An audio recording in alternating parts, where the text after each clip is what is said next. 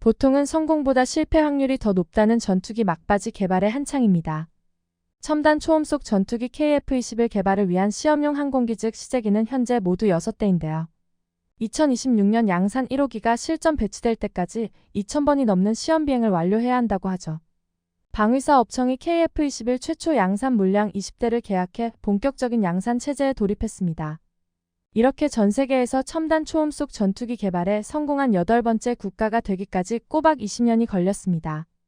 이제 정말 우리 기술로 만든 초음속 전투기들이 하늘을 누비는 걸 보게 될 날이 머지 않았습니다. 2026년 본격적인 양산을 앞두고 KF-21 그 속까지 완벽한 우리 전투기로 만들기 위한 막바지 과정도 거침없이 진행 중입니다. 막바지 과정에 돌입했기에 추후 가장 중요한 부분은 바로 엔진 국산화입니다. 엔진 국산화는 생각보다 많은 의미를 가지고 있습니다. 엔진까지 국산화하면 미국의 허가를 받지 않아도 어느 나라에 어떤 형태로 수출할지 우리가 마음대로 결정할 수 있다고 하죠. 엔진 국산화는 이것만으로도 충분히 의미가 있는데 최근 한화에서 개발하겠다는 KF-21 엔진은 엄청 대단하다고 하는데요. 어떤 상황인지 한번 확인해 보겠습니다. 해외 기술 이전 없이 독자 개발은 어렵다는 여론이 오히려 국산화를 앞당겼습니다. KF-21은 현재 70%의 국산화를 추진하고 있습니다. 전투기의 심장은 누가 뭐라 해도 엔진입니다. 하지만 현재 KF-21의 엔진은 미국 수입품이죠. 우리가 앞으로 더 나아가 6세대 전투기를 만들려고 할 때 미국이 엔진을 판매하지 않겠다고 하면 엔진을 사고 싶을 때 살 수 없는 상황이 오게 됩니다. 이전에 개발되었던 우리 전투기들에 비해서는 확연히 높은 국산화율을 자랑하지만 여전히 3분의 1은 외국산 부품이나 장비로 구성되어 있습니다.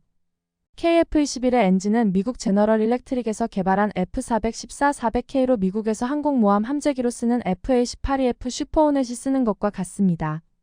즉 미국산 엔진을 가져다 KF-21에 넣은 건데요. 그런데 현재는 이 엔진을 한화에어로스페이스에서 라이센스를 따내 국내에서 생산하고 있습니다. 이는 미국 기업의 원천 기술이 KF-21에 들어가 있다는 것을 알 수 있는 대목입니다.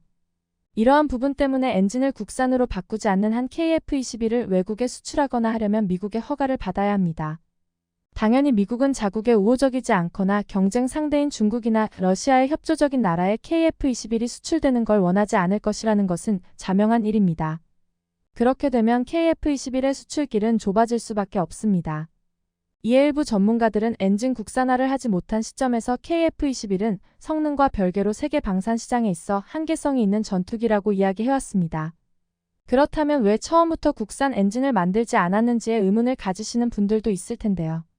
그런데 엔진을 직접 만든다는 것은 생각보다 훨씬 어려운 일입니다. 현재 기준 KF-21과 같은 최신 전투기에 탑재할 수 있을 만한 엔진을 자체 제작할 수 있는 나라는 얼마 되지 않습니다. 미국을 포함해 영국, 프랑스, 러시아, 우크라이나, 중국 이렇게 6개 국가밖에 없다는 것을 보면 알 수 있습니다. 그나마도 중국은 35년 동안 전투기 엔진 개발에 거액을 투자하고 있는데도 여전히 터빈 블레이드 파손이나 출력 저하와 같은 여러 시행착오를 겪고 있습니다. 얼마나 어려운 일인지 조금은 짐작이 될 것 같은데요. 뿐만 아니라 엔진을 만들 수 있는 6개 나라 사이에서도 국가별 기술력 편차가 심하다고 전해지고 있습니다. 이런 어려운 상황에서도 우리 한국은 가장 안정적인 엔진 성능을 가진 것으로 평가받는 미국 엔진의 라이센스를 따냈었죠. 이는 우리가 현실적으로 취할 수 있었던 가장 최고의 시나리오였습니다. 전투기를 포함한 모든 항공기 엔진은 최소 수톤에 달하는 기체를 하늘로 띄어 음속을 넘는 속도로 비행할 수 있게 해야 합니다. 엔진 소재만 해도 1500도 이상의 고온을 버티면서 수천에서 수만 시간을 작동할 수 있는 내구성을 갖춰야 합니다. 이 정도에도 도전할 수 있는 나라는 이미 극소수에 달하게 된다고 하는데요. 특히 초음속 전투기의 경우 모든 항공기 중 가장 거칠게 다뤄지기에 더욱 강한 내구도가 필요합니다. 또한 전투기는 적에게 탐지되는 걸 막기 위해 일반 여객기보다 훨씬 고고도에서 훨씬 고속으로 기동하기에 출력이 높아야 합니다. 그래서 전투기는 추가 연소 장치인 애프터버너를 사용합니다. 기본 출력으로 인한 온도에다 이 애프터버너로 인해 생기는 열까지 더해지면 전투기 엔진은 무려 2000도 이상의 초고온에 노출됩니다. 이런 초고온을 버티면서 속도가 떨어지지 않도록 경량화된 소재를 만들어야 하는 게 관건입니다. 그렇기 때문에 미국을 대표하는 항공 엔진 제작사 P&W도 자사 대표 엔진인 F119 엔진의 프로토타입을 만드는 데만 12년이나 걸렸다고 하는데요. 또한 그 엔진을 실제로 F-22에 장착해 테스트하는데 또 14년이 걸렸으니 F-22 엔진을 만들고 실전에 쓰일 수 있을 만하게 만들기까지 총 26년이 걸린 것이었습니다. 이는 기술력뿐 아니라 그 긴 기간 뒷받침 활동까지 생각하면 선진국이 아닌 이상 도전하는 것 자체가 어렵다는 것을 알 수 있습니다.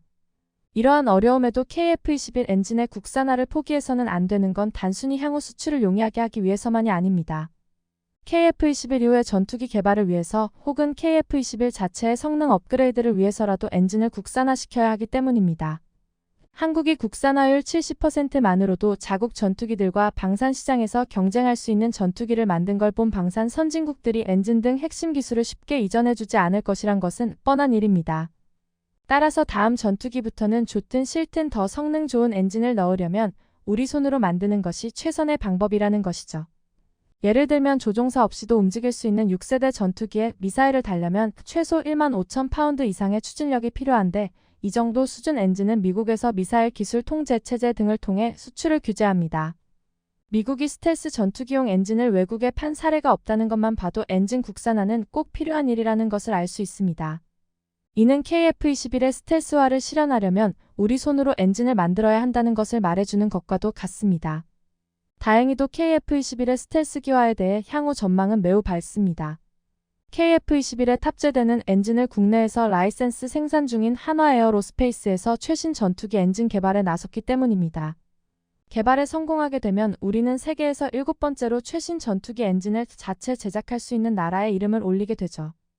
영국의 파이낸셜 타임스는 이에 대해 다룬 기사에서 한국 최대 방산 기업인 한화에어로스페이스가 정부와 함께 전투기 엔진 개발에 나섰다. 이는 한국 방산업계의 밸류체인을 한층 끌어올리는 동시에 자주 국방력을 높이기 위한 행보다. 한화에어로스페이스는 이르면 2036년까지 첨단 엔진 개발을 완료하는 것을 목표로 하고 있다고 전했습니다. 그러면서 한화에어로스페이스가 GE와 P&W, 롤스로이스 등 세계 주요 항공기 엔진 제조 업체들의 주요 부품 공급사란 것도 강조했는데요. 실제로도 한화에어로스페이스는 국내 업체들 중에서는 유일하게 항공기 엔진을 직접 제조할 수 있는 업체입니다. 자체 엔진 개발은 이번이 처음이지만 관련 기술 역량은 충분히 갖췄다고 평가받고 있죠. 그렇기에 파이낸셜 타임스를 포함한 외신들도 한화가 전투기 엔진 개발에 나선다고 하자 주목할 수밖에 없습니다.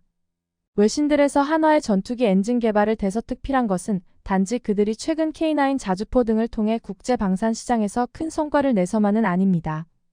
앞에서 잠시 언급한 F-22의 엔진인 F-119를 만든 P&W와 엔진 개발을 위해 파트너십을 맺었기 때문이었습니다.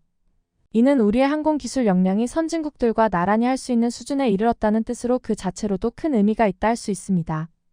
P&W와의 파트너십은 실제 엔진 개발에도 큰 도움이 될 것으로 기대되고 있다고 전해지고 있습니다. P&W의 F-119 엔진을 쓰는 F-22를 벤치마킹해 만들고 있는 것이 다름 아닌 KF-21이기 때문입니다. 형태뿐 아니라 기동성까지도 유사한 기체의 엔진을 개발해 본 업체와 협력하는 만큼 개발 과정에서의 시행착오를 줄일 수 있다는 것만으로도 기대케 하고 있습니다. 실제로 이미 몇 년 전부터 엔진 소재 설계와 관련된 프로세스 절차를 P&W를 통해 상당 부분 습득했다고 밝혔습니다. 그에 따라 엔진에 들어갈 60여 개의 소재 중 17개는 이미 개발을 시작했다는데요. 그 덕에 실제 개발에 걸릴 시간은 당초 한화가 밝힌 것보다 빠른 10년 내를 목표로 할 수 있었습니다. 한화의 자체 엔진 개발이 성공적으로 진행된다면 우리 공군의 세계에서의 위상은 더욱 높아질 것으로 전망됩니다.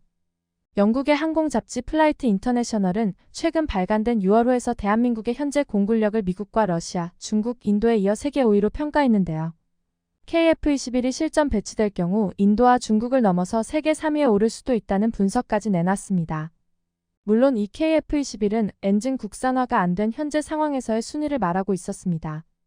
여기에 전투기의 엔진까지 우리 손으로 만들 수 있다면 우리 공군력에 대한 평가는 더욱 높아질 것으로 보입니다. 또한 다른 나라들이 동종의 전투기를 개발하거나 할 때 해당 기체들의 엔진으로 라이센스 판매를 할 수도 있는 만큼 경제적인 이득도 충분히 기대할 수 있는 상황입니다. 엔진을 자체 개발해 전투기에 도입하면 한국 전투기의 수출 유연성은 폭발적으로 높아질 것으로 기대하고 있습니다. 글로벌 항공 엔진 시장은 2029년 190조 원 규모로 커질 것으로 예상된다고 전해지고 있습니다. 한국이 첨단 항공 엔진 개발에 성공하면 국내 약 100개 업체가 수입하던 부품을 자체 생산할 수 있고 독자적인 엔진 정비도 가능해지죠. 물론 엔진 국산화 과정이 탄탄대로라고 장담하기는 어려운 것 또한 사실입니다. 더글러스 베리 국제전략문제연구소 선임연구원은 한화는 좋은 성과를 낼 수 있는 기술적 산업 기반을 갖추고 있지만 첨단 엔진 개발과 관련된 과제를 과소평가해서는 안 된다고 충고했는데요. 베리 연구원의 말대로 초음속 전투기용 항공 엔진 소재 개발은 2000도 이상의 고온도 버텨낼 수 있게 하는 복잡한 기술을 요합니다. 우리보다 일찍 자체 엔진 개발에 성공한 중국도 이 부분에서 어려움을 겪고 있어 아직 미국 등 서구 국가 엔진의 성능을 못 따라가고 있는 것만 봐도 알 수 있습니다. 우리가 이미 엔진 개발에 성공한 나라들을 따라잡을 수 있을지에 대한 의구심을 떨쳐버릴 수는 없습니다. 하지만 계획하고 시도해볼 수 있는 수준이라는 것에 이미 한 발짝 앞선 상황이라고 할 수 있죠. 시도조차 하지 않으면 결코 성공할 수 없기 때문입니다. KF-21이 한국산 심장을 달고 더 높이 비상할 수 있길 바랍니다. 영상을 끝까지 시청해주셔서 감사합니다. 구독과 좋아요는 영상 제작에 큰 힘이 됩니다.